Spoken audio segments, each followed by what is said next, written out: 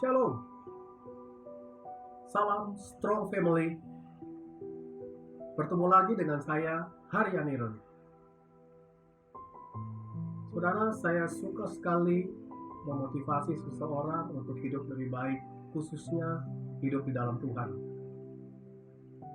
Setiap kali saudara mengikuti yang namanya seminar atau kelas-kelas pengajaran, dan pada saat firman Tuhan disampaikan, saudara biasakan kita punya yang namanya catatan kecil.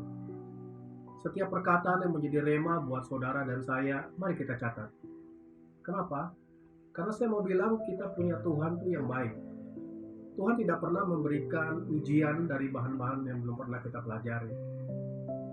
Jadi kalau siang hari ini ada banyak hal yang bisa saudara catat, saya bisa pastikan nanti waktu ujian Tuhan izinkan saudara alami, jawaban-jawabannya sudah Tuhan persiapkan.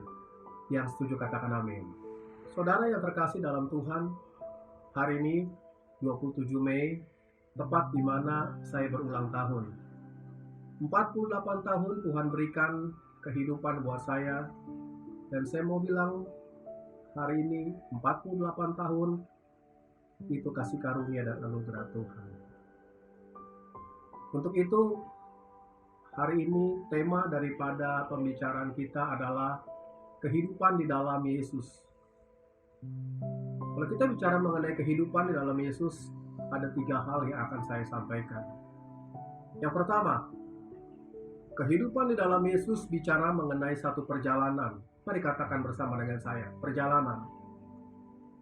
Perjalanan kehidupan seseorang dari garis start sampai garis finish. Perjalanan seseorang dari kelahiran sampai kepada kematian. Dan kalau kita bicara mengenai perjalanan, saudara dan saya tidak dapat menghindar di dalamnya. Kenapa? Karena saudara dan saya sedang melalui atau sedang menjalani yang namanya perjalanan hidup. Tetapi yang perlu diingat hari ini adalah suatu perjalanan cepat atau lambat akan sampai kepada tujuan. Suatu perjalanan cepat atau lambat akan sampai dan berakhir. Pertanyaannya, kapan perjalanan saya berakhir? Ulangan 29 ayat 29 berkata, hal-hal yang tersembunyi itu bagi Allah. Hal-hal yang dinyatakan bagi saudara dan saya. Itu bicara otoritasnya Tuhan. Tapi siang hari ini sebagai anak-anak Tuhan kita perlu mengerti tugas saudara dan saya adalah mari kita persiapkan diri. Karena itu berjaga-jagalah. Sebab kamu tidak pernah tahu pada hari mana Tuhanmu akan datang. Dan siang hari ini ada satu hal yang perlu kita ingat baik, bahwa kita harus pastikan perjalanan hidup kita itu sampai pada tujuan. Saudara, pada saat dalam satu perjalanan saya akan pergi, saya mau pastikan perjalanan saya sampai kepada tujuan, selalu saya pakai yang namanya map, saudara. Dan map itu jelas, kemudian mencatat berapa kilometer jarak tempuh yang harus saya jalani, berapa waktu yang akan sampai, dan sebagainya.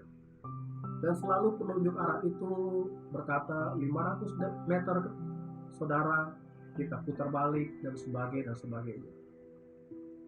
Dan waktu mengikuti petunjuk daripada map itu,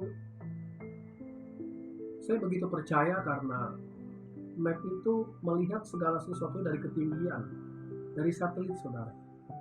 Dia bisa menunjukkan jalan yang tercepat, jalan yang terbaik buat kita. Demikian juga hari ini, map yang Tuhan berikan buat kita untuk perjalanan hidup adalah firman Tuhan. Mari saudara, kita baca firman Tuhan supaya kita bisa pastikan kita sampai kepada tujuan. Kalau kita bicara mengenai perjalanan hidup, itu juga bicara mengenai sejarah hidup. Dan kita juga tidak bisa menghindar dari sejarah hidup. Kenapa? Karena sejarah hidup akan terus tercatat dalam kehidupan kita. Kalau saudara baca Alkitab, ada begitu banyak sejarah hidup dari pahlawan-pahlawan iman. Bisa dikatakan Daud orang yang dekat dengan Tuhan. Nah, pertanyaannya siang hari ini, sejarah hidup apa yang mau saudara catat waktu Tuhan panggil saudara? Saudaraku yang terkasih dalam Tuhan, pemazmur berkata, hidup manusia itu 70 tahun. Kalau kuat 80 tahun. Hidup saudara dan saya begitu singkat. Perjalanan kita begitu singkat. Saudara, kalau saudara pergi ke sebuah pemakaman, saudara akan menemui yang namanya batu nisan. Coba saudara perhatikan batu nisan yang ada. Biasanya itu di paling atas itu tertulis ayat firman. Ayat firman yang jadi rema buat yang meninggal ataupun buat keluarga. Kemudian di bawah ayat firman ada tanda salib sebagai identitas orang itu adalah orang Kristen. Kemudian di bawah tanda salib itu mungkin nama yang bersangkutan. Nah, yang saya mau bicarakan supaya menjadi perhatian saudara dan saya adalah di bawah nama seseorang itu ada tanggal, bulan, tahun kelahiran, strip 2 cm, tanggal, bulan, tahun kematian. Pertanyaannya siang hari ini, apa arti strip 2 cm? Strip 2 cm itu bicara sampai dengan, strip 2 cm itu bicara lama seseorang itu dipercayakan kehidupan. Saudara yang terkasih dalam Tuhan, ternyata 70 atau 80 tahun umur saudara dan saya itu hanya ditandai oleh garis 2 cm. Tapi mari kita renungkan, garis 2 cm itu menentukan garis kekekalan saudara. Hidup kita di dunia ini hanya sementara. Tetapi waktu nanti Tuhan panggil saudara, kita tinggal dalam kerajaannya, dalam kekekalan. Saudara, itu garis saudara itu tidak pernah terputus. Kita hidup dalam kekekalan selama dan selama-lamanya. Tapi perhatikan baik, garis 2 cm itu menentukan garis kekekalan. Yang kedua, kalau kita bicara mengenai kehidupan di dalam Yesus, yaitu berbicara mengenai satu kepercayaan. Katakan bersama dengan saya, kepercayaan. Kepercayaan itu bicara mengenai nafas hidup. Ternyata nafas hidup saudara dan saya itu kepercayaan Tuhan. Kejadian 2 ayat 7, firman Tuhan berkata, ketika itu Tuhan Allah membentuk manusia dari debu tanah dan menghembuskan nafas hidup ke dalam hidungnya, demikianlah manusia itu menjadi makhluk hidup.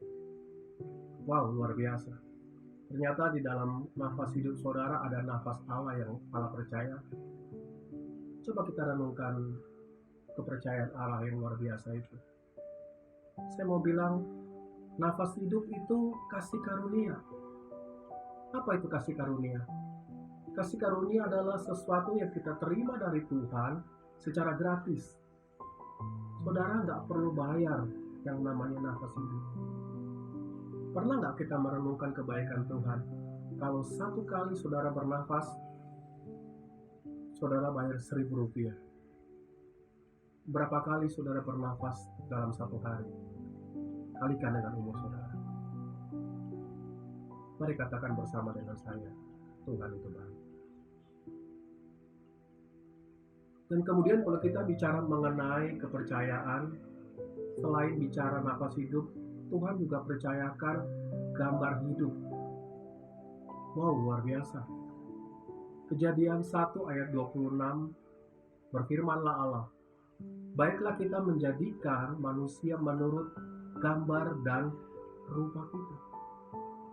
Saudara yang terkasih dalam Tuhan, kalau saudara ambil sebuah kaca, mari kita berkaca. Dan saudara lihat, ternyata dalam hidupmu ada gambar Allah, serupa dan segambar dengan Dia. Dan kemudian waktu saudara lihat kaca, dan saudara berkata pada dirimu, engkau luar biasa. Haleluya.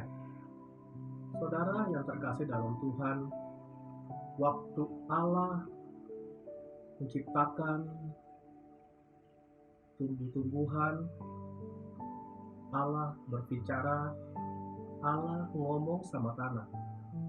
Hendaklah dari tanah tumbuh tunas-tunas muda, dan jadilah tumbuh-tumbuhan sekitar kita. Waktu Allah menciptakan ikan-ikan, Allah berfirman, Allah ngomong sama air.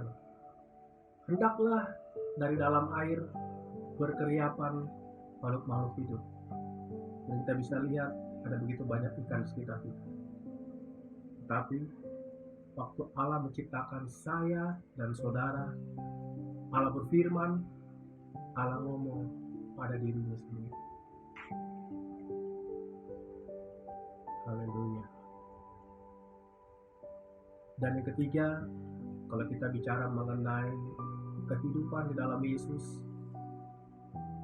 itu bicara mengenai kesempatan. Mari katakan kesempatan. Saudara yang terkasih dalam Tuhan, kita nggak pernah tahu kesempatan kita sampai di mana. Tapi satu hal yang perlu kita ketahui bahwa kematian orang percaya tidak ditandai dengan usia. Kematian orang percaya tidak ditandai dengan sakit penyakit. Tetapi kematian orang percaya ditandai dengan garis finish. Tidak ada satu jaminan karena saudara masih muda atau saudara sehat, nanti malam Tuhan tidak bisa panggil saudara. Hidup ini kasih karunia, hidup ini anugerah, hidup ini adalah kesempatan. Saya akan tutup pengajaran kita hari ini dengan satu ilustrasi yang begitu memberkati saya. Saudara, burung Raja Wali adalah burung yang terbesar di dunia dan hidupnya terlama, saudara. Burung Raja Wali bisa hidup sampai usia 70 tahun. Tetapi di usia 40, dia masuk dalam masa transisi dalam kehidupannya. Kenapa?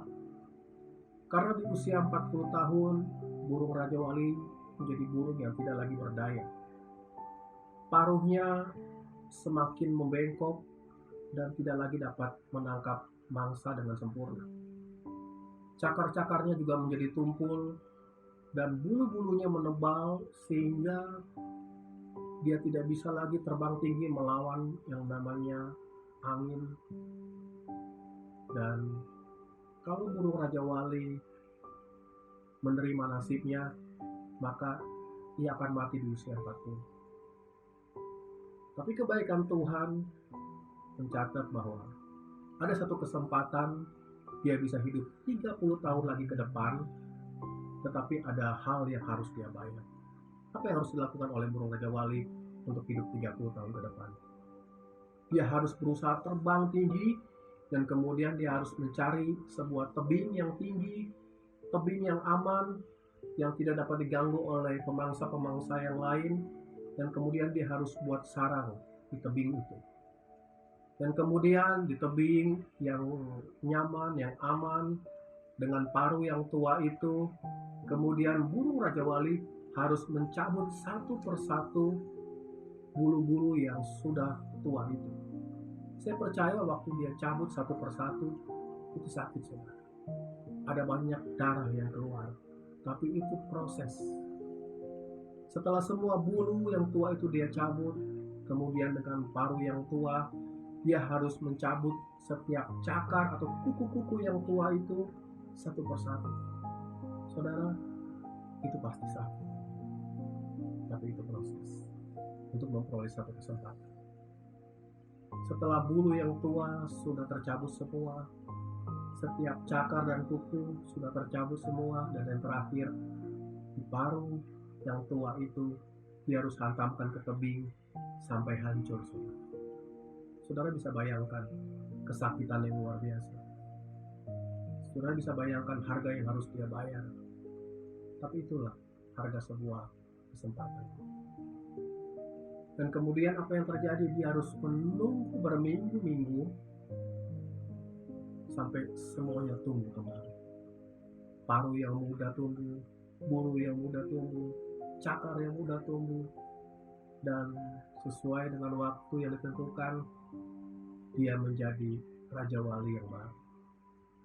Dengan semua cakar, bulu, dan paruh yang baru, dia kemudian bisa terbang lagi, melawan badai, melawan angin, dan kemudian ada kesempatan berikutnya, dia bisa mencari mangsa. Saudara yang terkasih dalam Tuhan, siang hari ini, kalau kita bicara mengenai kehidupan di dalam Yesus, yang pertama adalah perjalanan. Yang kedua bicara kepercayaan. Yang ketiga bicara kesempatan. Ayo saudara, kita sama-sama bertumbuh, diperlengkapi, maju dalam Tuhan, sehingga waktu Tuhan datang, kita berkata, Tuhan ini aku siap. Sampai ketemu di konten-konten yang berikutnya. Salam Strong Family. Tuhan Yesus memberkati. Amin.